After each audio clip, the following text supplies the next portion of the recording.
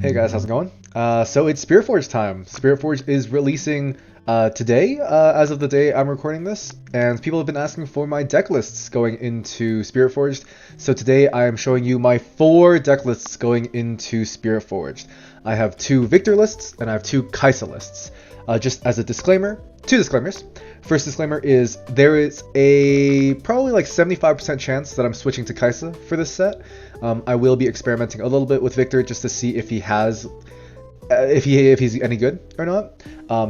With the limited testing that I've done, I don't think he is going to be very good. I think he's going to be like middle to bottom of tier 2. And, you know, I was a little bit frustrated at the end of Origins playing a tier 2 deck, even though, you know, arguably Viktor could be like bottom of tier 1, which like I kind of agree with. The problem is now he's getting worse relative to the actual meta, so I am probably going to be switching to Kaisa. We'll be testing Viktor a little bit just to see what's up. So that's the first disclaimer. Second disclaimer is I've done very, very little testing for this set. I think I've played two or three best of 3s against Aurelia just for fun.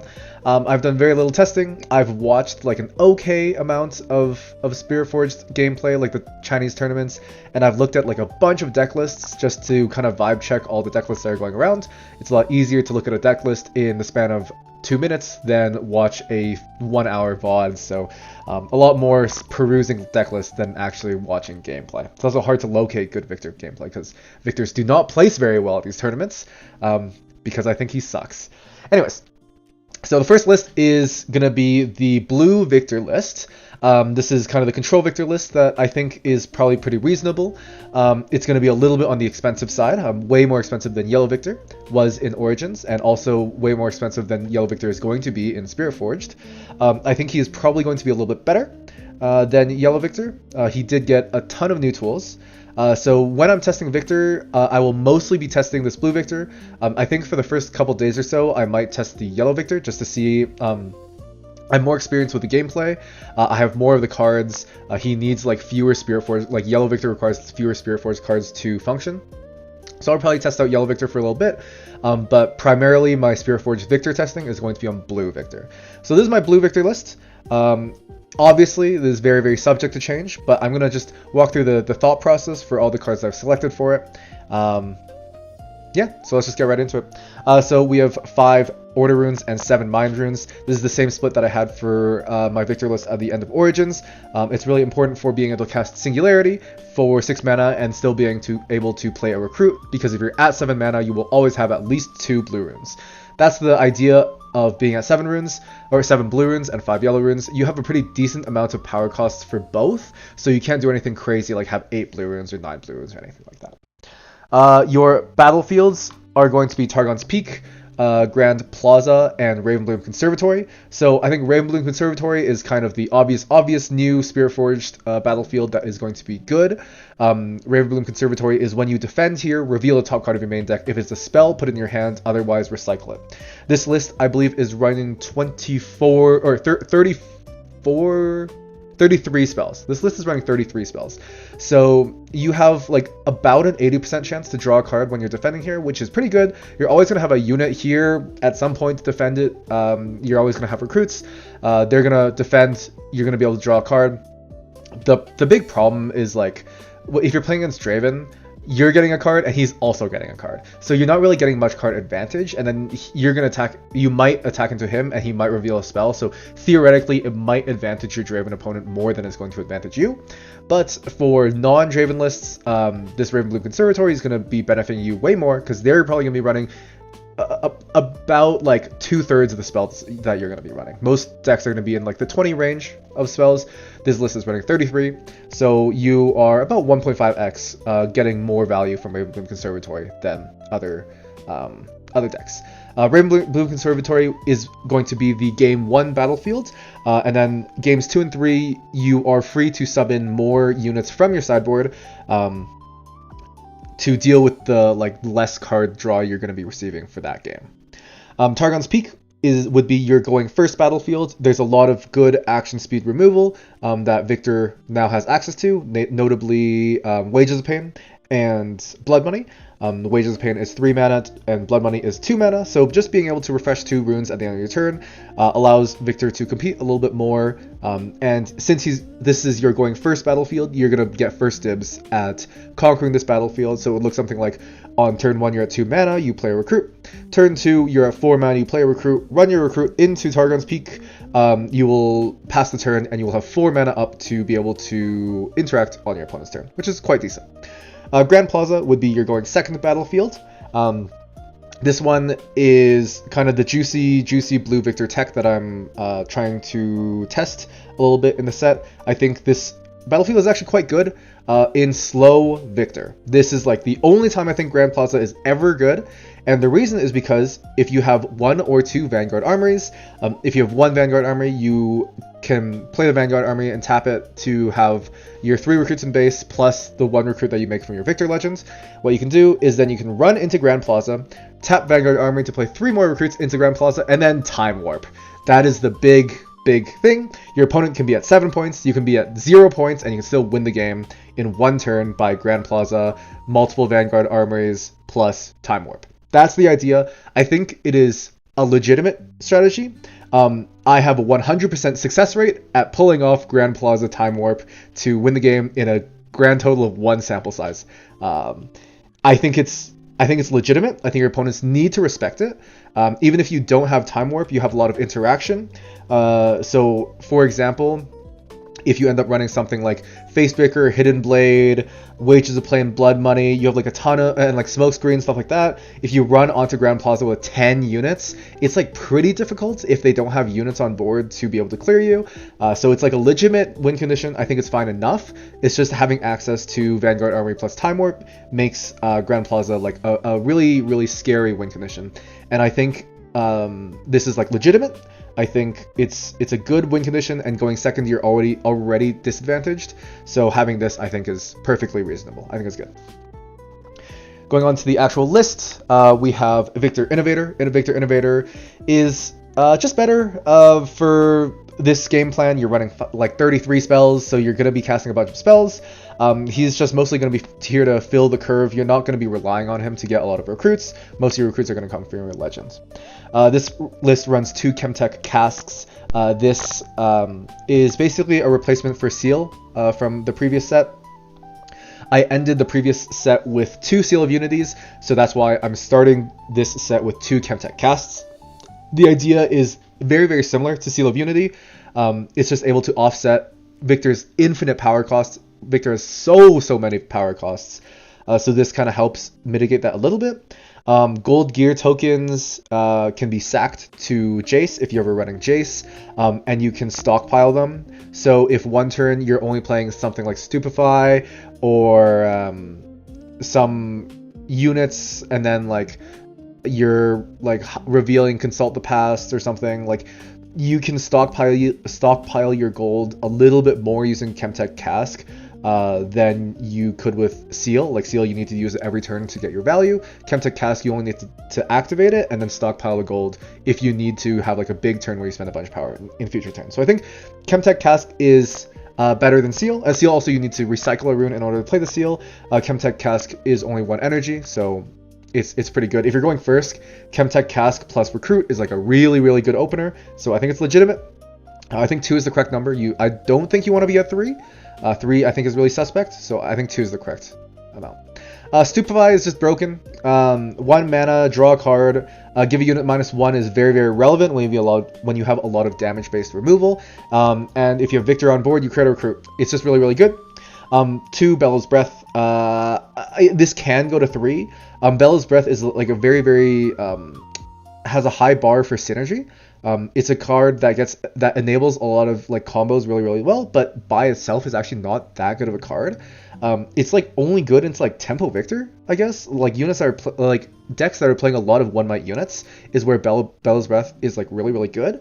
The problem is like no deck does that except for Viktor. So I don't think the card is like actually that good in and of itself. It just enables a lot of good combos. So it's just a 2 of in this deck for now.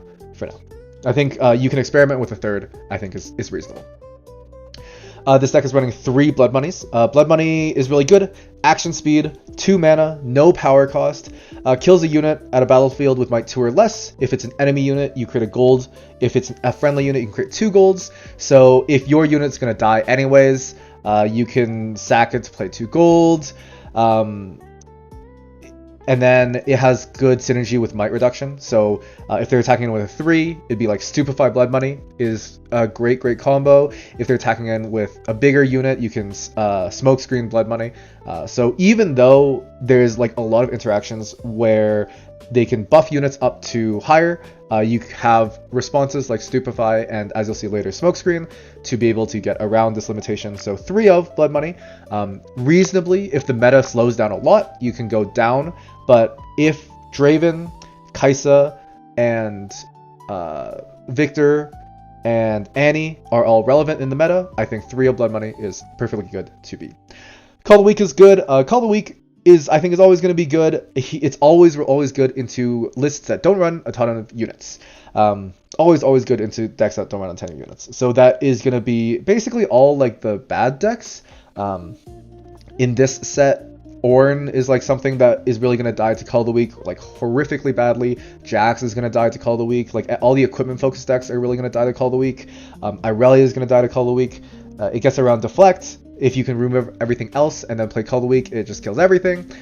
So Call of the Week's really good. I'm always expecting to be running 3 of these. Hidden Blade is a hidden card that draws 2. You're going to be sacking your recruits most of the time with Hidden Blade, I think. Being able to reaction speed, you can proc your Chemtech casks, you proc your Viktor, you draw 2. Your recruits you don't care about saving anyways, so you're just drawing 2, and it has the modality of being able to kill a unit. In Origins, you're using Hidden Blade mostly to kill units because you're playing for tempo. In SPIRITFORGE, my guess is that you're mostly going to be using it for card draw because Viktor has a really poor card draw otherwise. And the tempo advantage from being able to kill their unit for 2 mana is not as relevant as being able to draw 2 cards. Salvage is a one-of. I think Salvage is good. I think one of is where you probably want to be for main board. It's like 0 to 1. There are some decks where Salvage is not going to do anything. Like it's probably not going to do anything into Annie. It's not going to do anything into Kaisa. It's not going to do anything into Draven. So it's really scary to have one main boarded, except I think one is fine. I was looking at cards to be able to cycle a little bit more, just a little bit more card draw, and it was between this and the new SPIRITFORGE card that's like whenever you play a unit, you get to buff it this turn. I don't really care for it that much, so I preferred this one instead. I think it's good. It's great into any equipment focused deck, obviously. Being able to kill something like Triforce or Guardian Angel or Zhonya's or Aurora or blah blah blah blah. There's a ton of gear for you to remove. I think Salvage is perfectly fine as a one-of. It is a bit of a dead draw, but in matchups where you're not using Salvage, you get to sideboard it. Easy decision. So I think one-of is fine. I think if you want to go to 0, that's perfectly reasonable. I think that's fine. Next is going to be 2 smokescreens. I'm like, so this slot is, I know I want to run at least 2 of this type of effect. It's either 2 smokescreens or like 2 frigid touch. I could reasonably see you going to 3. I think this effect is really strong. It enables Blood Money. It enables Bella's Breath. It enables Wages of Pain. It enables Singularity. So I think smokescreen is really strong. It's really strong. The only problem is the power cost. But the problem with Smokescreen is its power cost. The problem with Frigid Touch is it's expensive as hell. So you kind of need to pick the 2. I've settled with Smokescreen because I think it is a little bit better than Frigid Touch is, but I'm not 100% sure. I think this slot is going to be 2 or 3 of Smokescreen or Frigid Touch. That's what I would like from this slot. 3 Wages of Pain. I think Wages of Pain is a super great card. It's just Hextech Ray, but instead of deramping you, it underamps you. It gives you a gold token. You can hide it if you want, so it pays for itself because it creates the gold gear token when you play it from hidden. Well, it always creates a gold gear token, but if you hide it and like spend a gold gear token, it refunds you the gold gear token, which is like pretty good. And obviously also synergizes with Smokescreen and Stupefy, which is really nice. Consult the Past, you want 3 of. Draw 2, just great. You're generating a bunch of gold. So it's good. It's reaction speed. So if you want to hold 4 mana up and they like your opponent just does stuff and then you consult the past at the end of their turn just to draw 2, you spend your money, you spend your mana anyways. I think it's fine. The reaction actually, like reaction speed on this card actually matters. which is nice. And I think this deck really wants good ways to draw, and I don't think Viktor really has that many good ways to draw. It's like basically just Consult the Past and Hidden Blade. You're not running any other spells or units that really like to draw cards. It's like Consult the Past, Hidden Blade are like the actual card draw spells, and then you have Salvage and Stupefy for like cycle card draw. It's like, which like matters a little bit, but doesn't matter like a ton. So yeah, Consult the Past, I think 3 of is correct for this list. 3 of Drag Under, just being able to kill units is like, just say like, I kill you is just great. Obviously the 2 less to play from anywhere other than your hand, that sentence is not real. That the card does not, that sentence does not exist on this text or on this card. Action speed is relevant. Otherwise you could theoretically play Vengeance, but the action speed actually does upgrade this card quite a bit. So I think Drag Under is better than Vengeance. It's obviously better than Blast of Power. It's kind of what you want at this in this slot. You just want something that kills something. It's great into like Irelia, is great into Ornn, is great into any like Protect the King style lists, and then it can also do good things against Draven, like being able to kill like Accelerated Darius or Mind Splitter or Accelerated Kaisa, stuff like that. So I think this card's pretty good. You could reasonably go down to 2 though. I think this could jam up your hand a little bit, so something to be careful of. Next we have 3 Imperial Decree. This is just a good card in general, because you're going to have Bellows Breath, which is going to kill everything. You have Wages of Pain if you have to, but the primary enabler for Imperial Decree is the recruits that you generate, Vanguard Armory, and Bellows Breath. You run 3 of because you're all usually going to have some way of getting value out of Imperial's Decree, and the action speed does kind of matter. If you want their running in, you Imperial Decree, reveal Wages of Pain to kill the unit, something like that. You know, like that's pretty reasonable. 3 of Singularity. I think Singularity is really great, and I think it's getting better in Spiritforged maybe. It's super good into Draven, and it's good into Kaisa, and it's good into Annie. It's like not great into Irelia, but it's like serviceable into Irelia. So I think 3 is good. I think 3 is good. 2 Watchers, I think you like do want to be a little bit careful of like how, number 1, how many units you're putting in your main board. Number 2, how many high-end cards you're putting into your main board. Number 3, how many recycle costs you're putting into your main board. So I'm like scared to put 3 Watchers in this deck, but I think you could play 3 Watchers in this deck. I think it's pretty. It's a good card. It's a good card. Like I'm not gonna shit talk Watcher. It saved me at the end of Origins. I think it's a great card. I have 2. You could go to 3. I like maybe you cut 1 Drag Under for 1 Watcher or something like that. I think that's pretty reasonable. You have 2 Vanguard Armies. It's actually kind of similar to like Chemtech Cask or Seal of Unity. I think it's a great card. I think you do want to see 1 during the course of the game. I think you just don't want to see like multiple of it. You just don't really want to see 2 or 3 in a game. Especially game 1, when you're like playing Ravenbloom Conservatory, you don't want to put more bricks into your deck. So I just have 1, or I just have 2. I think 2 is fine. I don't think you need Jace in the main board to play Vanguard Armory. I think Vanguard Armory is like good enough on its own. But that's like to be confirmed through testing. I'm not like 100% sure. And last card in the deck is 1 Time Warp.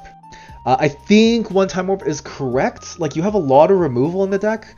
So you could reasonably like walk into 1 battlefield and then Hidden Blade the other battlefield, walk onto a Time Warp. Like that's a real thing.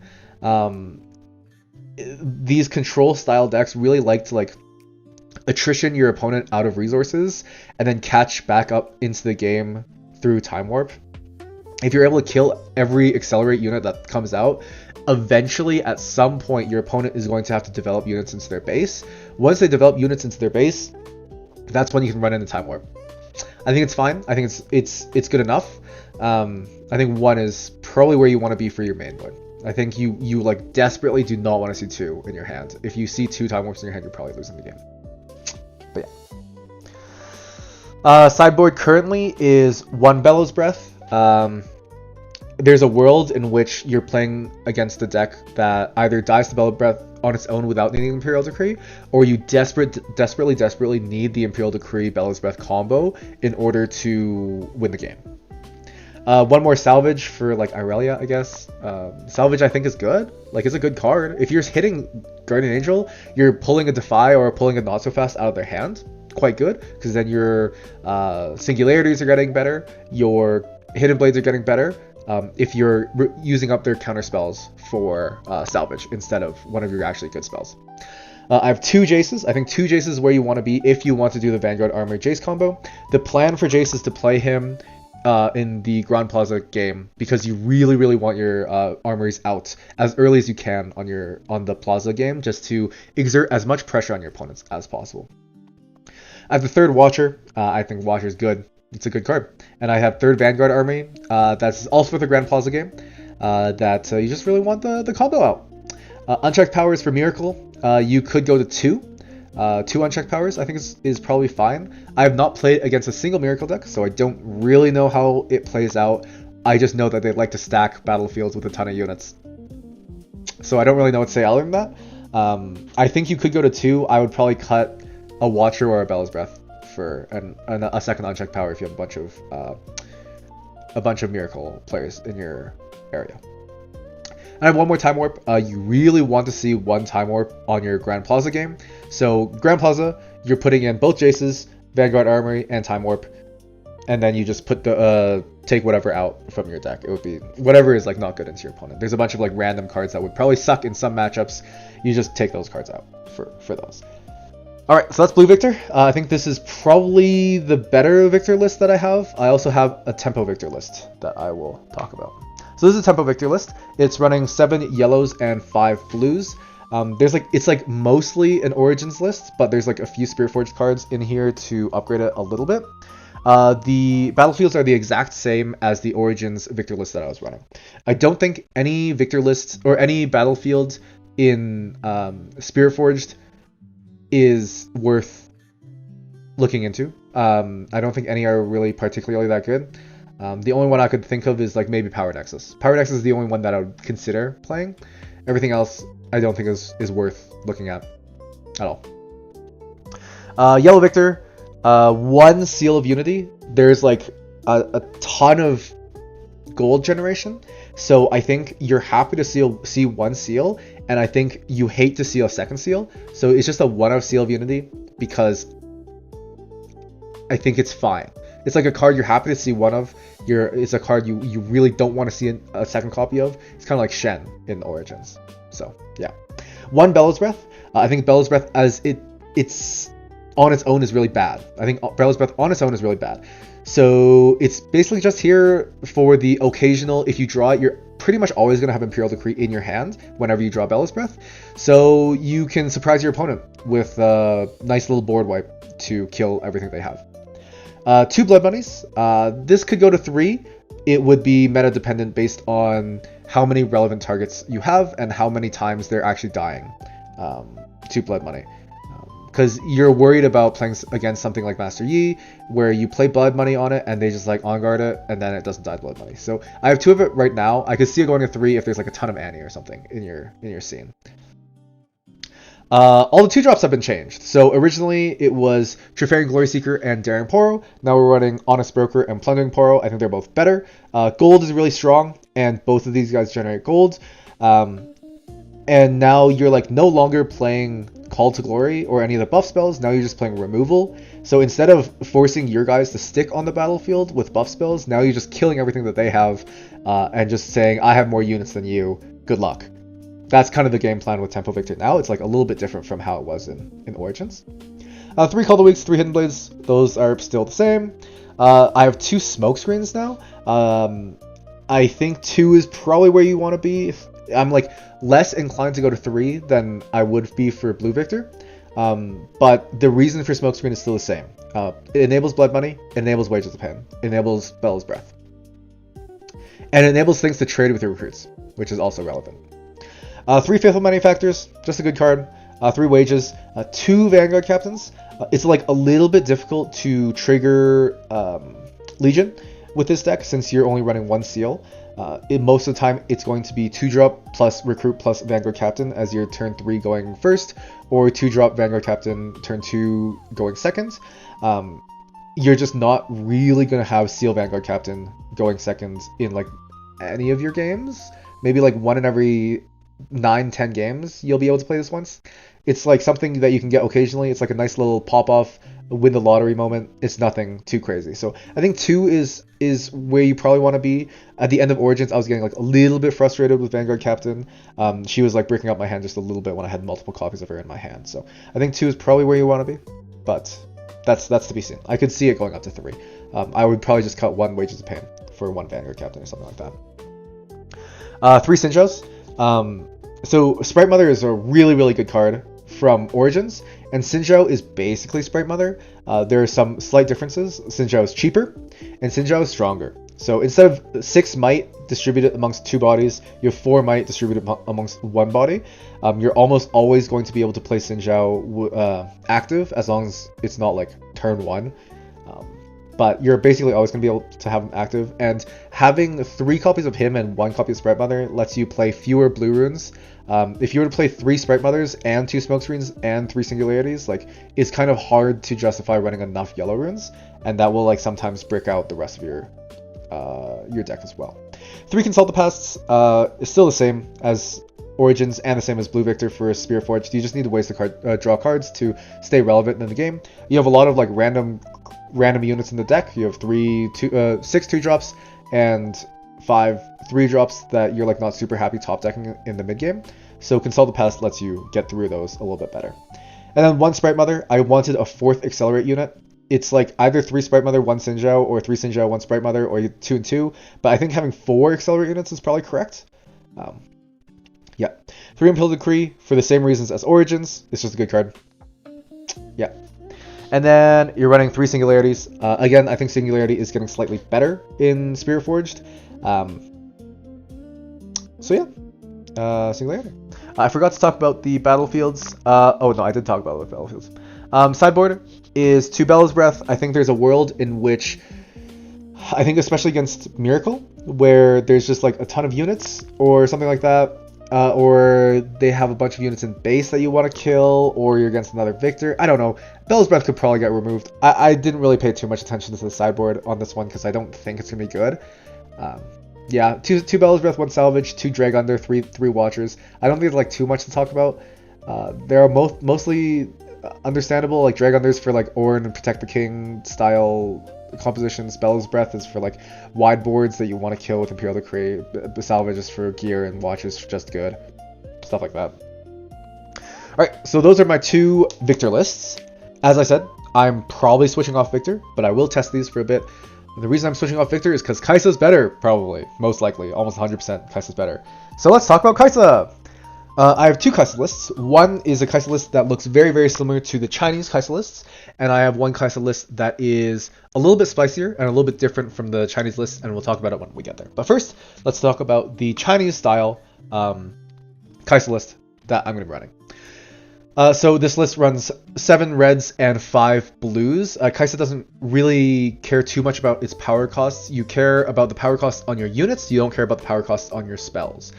So Chosen Champion is Kai'Sa. You're running some amounts of Darius or Ferris Forerunner. And you're running Falling Star, which always needs a red. So it's just 7 reds and 5 blues. For battlefields, this is like very, very similar to a lot of Chinese lists. Void Gate, game 1. Because you don't really care if you're going first or second into Void Gate. Starts at peak for when you're going first, because channeling runes is very, very nice for Kai'Sa. And this list is very, very slow. It's like kind of like Grove of the Godwillow, except I think channeling the runes is actually slightly more relevant for Kai'Sa than other lists. And like Grove is like always good, but if your opponent is able to hold Grove, you like lose the game, and if your opponent holds Star Tipped, it's like not the worst thing in the world. So I think that's why Chinese lists are running Star Tipped. I'm not like 100% sure, but I kind of see the vision. So I'm running Star Tipped. And then Obelisk of Power is you're going second, because then you just start the game with 4 runes. And you're pretty happy to be at 4 runes. You can just like play Kai'Sa to base if you want, or you play 2-drop and hold up mana for interaction, stuff like that. So, your main board is you have 1 Kai'Sa Evolutionary or Kai'Sa Survivor. Sorry, Kai'Sa Survivor is your Chosen Champion. You're running 3 retreats because you want to ramp, and retreat is very, very strong. You want to save your Kai'Sas and save your other units from removal. Pretty straightforward. 3 Stupefyers because Stupefy is broken. 3 Plundering Poros because Plundering Poro is broken, and this list is cutting Pouty Poro for Plundering Poro. It's running 2 Raven Blooms. I think Raven Bloom is a good card, but I think Plundering Poro is maybe better. But I could reasonably see you going. So this list baseline wants to run 8 2-drops. How you want to balance the 8 2-drops is up to you, and I think Kaisa actually has a lot of 2-drops to pick from. I think Plundering Poro is very, very good. Raven Bloom is very, very good. I think Watch of Sentry is quite decent. I think Pouty Poro is quite decent, and I think Legion Rearguard is okay. I don't think there's that many other 2-drops, but I think they're all like reasonable cards that you could put in your list. I have picked Plundering Poro and Raven Bloom, 3 Plundering Poros, 3 Watchfuls, 2 Raven Blooms, because I like gold and I like drawing cards. This list is really greedy, so yeah. This list runs 2 Get Excited. This is a tech that I've seen from Chinese lists to combat Irelia. It's a really, really interesting choice. The thing with Get Excited is you don't have to discard until the spell actually resolves. So it's kind of like Bullet Time, where you play Bullet Time, and then your opponent has the opportunity to react to it, and then you pay the cost, and then deal your damage. So with Bullet Time, let's say you run into a battlefield with like a 4 might unit, and then you play Bullet Time, or your opponent plays Bullet Time, and then you buff it up to 8. Your opponent now can recycle 8 runes and deal 8 to that unit and kill it. Get Excited is a very, very similar. So if you target a 4 might unit with Get Excited, and your opponent buffs it up to 8, you can discard a card that costs 8 in order to kill it. And if they don't buff it up, you can discard a card that costs 4 and it'll still kill it, and they don't have an opportunity to react to it. So I think it's a really, really interesting inclusion in the list. I did not include it into the other list, but I did include it in this list because this list is super, super, super greedy and super slow. It runs 2 Piercing Lights. Piercing Light is like a little bit redundant in this list. I could see it getting reduced to like 1 or 0. That's because this list also runs 3 Falling Stars. So you run like a ton of removal, and Falling Star is better than Piercing Light. So Piercing Light's the one that gets cut first if you end up having too much removal in this list. 3 Smokescreens. I think Smokescreen is really, really good for the same reasons that it's good in Viktor. Having damage-based removal makes Smokescreen really, really good because it is reaction speed. So you can shoot something and then Smokescreen on top of it, and you reaction speed kill it, basically. It doesn't really matter the order in which you do it, but you can do something like shoot something that's like at a battlefield, run into it with a unit threatening to trade. So let's say they have a 5 might unit, and then you have a 2 might unit. You run in and you Hextech Ray it, and your opponent's like, shit, I don't want my opponent, or I don't want this to trade, so I'm going to buff up my unit. I'm going to play like Discipline on top of it. So before the Discipline resolves, you just Smokescreen it, and it dies. That's like the main idea with Smokescreen. You can bait your opponent into using extra cards, and you kind of force them into like a lose-lose situation where they either spend cards and die anyways, or they don't spend cards and you get a good trade, something like that. So I think Smokescreen is quite good. I would consider Frigid Touch because this list has a ton of power costs. So having one card that you're able to use to interact without needing power costs, I think is quite good. But it is quite expensive, so I would be careful running Frigid Touch. I could see it being like 2 Smokescreen, 1 Frigid Touch, but I'm like not a huge fan of like running weird one-ofs in the list. So right now it's just 3 Smokescreens. 3 Falling Stars. Falling Stars is broken card. Period. That's pretty much it. 2 Lecturing Yordles. I think just having another early game play that I can play to draw cards. Kaisa doesn't really care about the size of her units. Kaisa doesn't really care about the size of her units. So having an understated unit that gets you more card advantage is you're perfectly happy with. Most of the time your opponent's units are dying to removal, so you don't care if your units are small.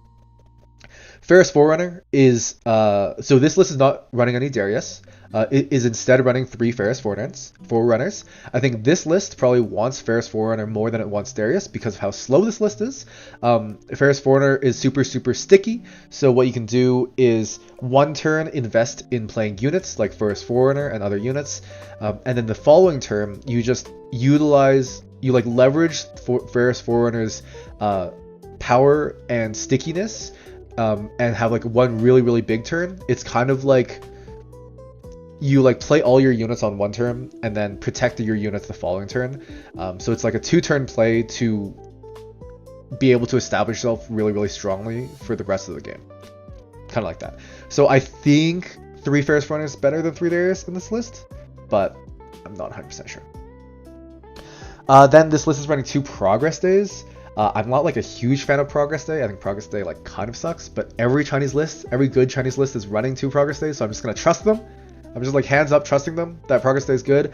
I've seen them run 3 Progress Days, which I think is wrong. This list has a lot of draw already, so I think you don't need to run 3, but who knows? Maybe they're cooking. Maybe they're cooking over there.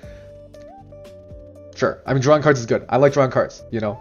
I think this list is super, super slow, super, super greedy. But yeah. It's running 2 Singularities. I think you could go to 3 Singularities and go to 2 Watchers instead. It would be dependent on your metagame. If your metagame has a lot of Draven Annie, I would go to 2 Watchers and 3 Singularities. If your metagame has a lot of Kaisa Irelia, I would do 3 Watchers and 2 Singularities. Something like that. Watcher is really, really bad into purple. Singularity is really, really bad into deflect. So it's kind of up to you how you want to do it. Cathian Rain, I think is like, okay, I have 1 copy of Cathian Rain and I want to use it.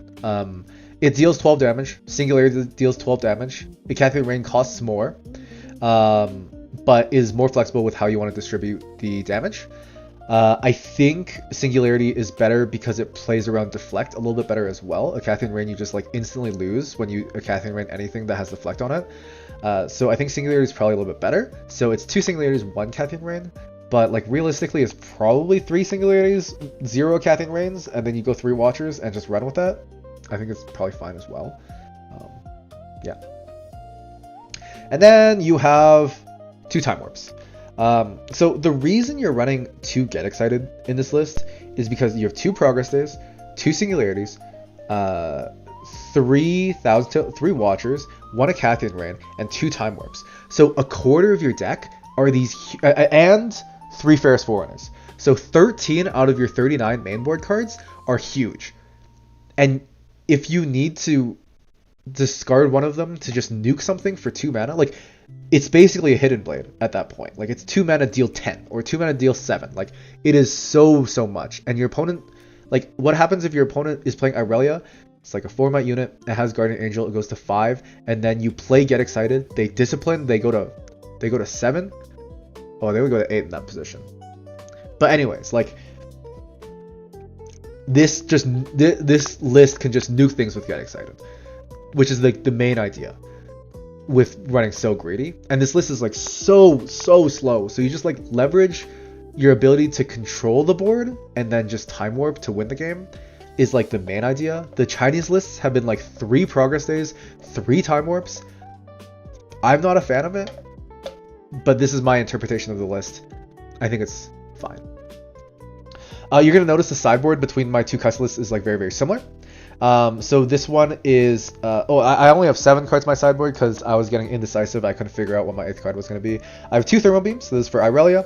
I have 2 Bryn Hears, this is for purple. And I have 2 Unchecked Power, this is for Miracle. And I have 1 Assembly Rig, and that's for Kaisa.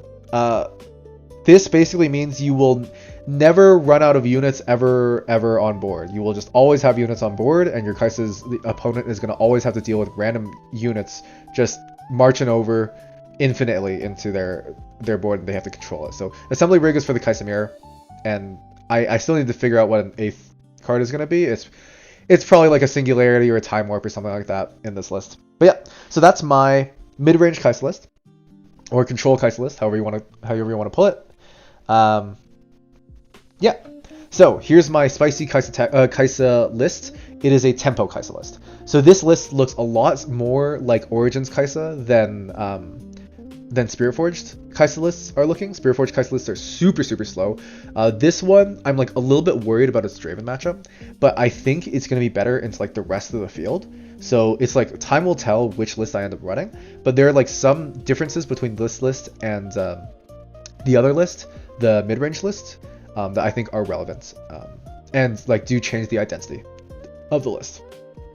Okay, so I have Power Nexus, Dreaming Tree, and Vile Mars.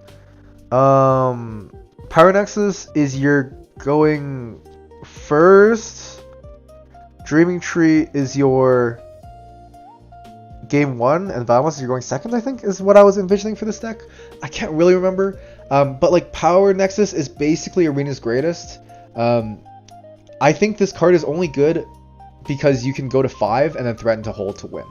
Like, or you can go at 6 and only hold this and threaten to win. I think that's a nice thing about Power Nexus. And then it's like not symmetrical. Like Arena's greatest, both players get it. Power Nexus, it's like whoever can hold gets it. And other aggressive decks are not going to be able to hold as well as Kaisa does. Like Kaisa doesn't hold particularly well, but you do have some amount of removal that's able to allow you to hold Power Nexus a little bit. You're still running Kaisa Survivor. It's still only 1 copy. You're running 3 Cleaves because you're wanting to kill and attack onto battlefields a lot more with this list. It's only 1 retreat. I don't want to have multiple retreats in this list. My units are like slightly more expendable in this list than the other list. And I just want to be able to have 1 retreat in the hand for the Kaisa, and like that's pretty much it. Yeah. 3 Stupefy because Stupefy is broken. 3 Hextech Ray because Hextech Ray is broken. It runs 1 Legion Rearguard. So this deck also runs 8 2-drops. It's 3 Plundering Poros, 3 Raven Blooms, and then runs 1 Legion Rearguard and 1 Watchful Sentry. I don't think Watchful Sentry is too important in this list. I want to be more aggressive, and I want to have like a cheap Accelerate unit just to like be able to sneak out wins if I have to with a cheaper Accelerate unit. It's also running Smokescreen and Falling Star, and then the difference in this list essentially is instead of running 2 Progress Days, you're running 2 Premonitions. Premonition is 2 and 2 power cost with the Kaisa Legend, and you're generating some amount of gold with this list. So sometimes Premonition is going to be 2 mana draw 3 at reaction speed, which is really, really important.